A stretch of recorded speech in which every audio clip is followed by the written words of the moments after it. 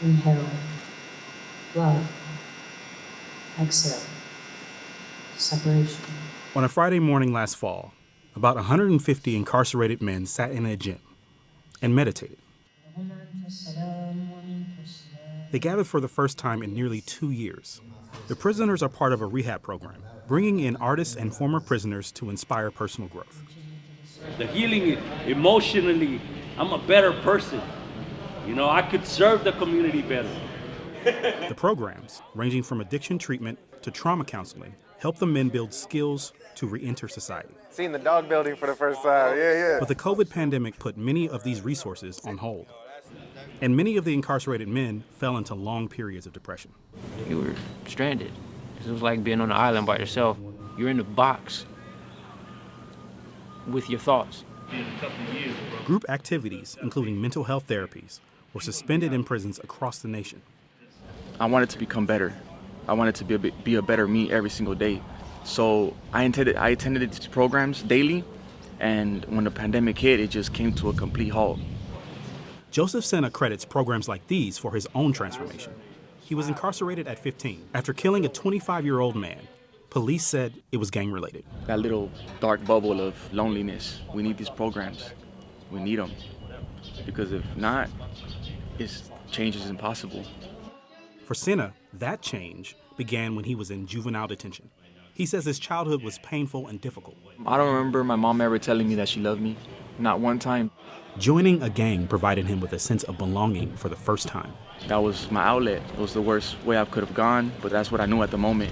Sena is now 27.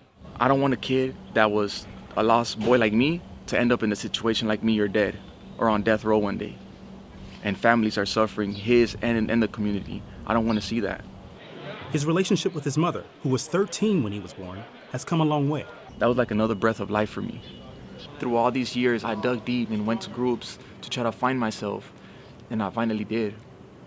Throughout his time behind bars, he's written poetry.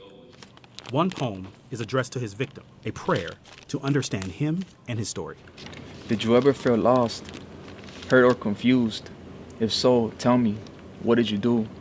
Did you ever seek help? Did you bottle things up? Did you find a way out? Or did you say you were stuck? Did you have this anger and lost in this rage that you couldn't control at such a young age? I know you're not here. I'll remember your name. For you I will live. For us I will change. Stay writing, bro. That's what's up. Writing and rhyming were also central to Bobby Gonzalez in his time at Valley State Prison. He returned to the prison last November, the first time he'd been there since he was paroled in 2019.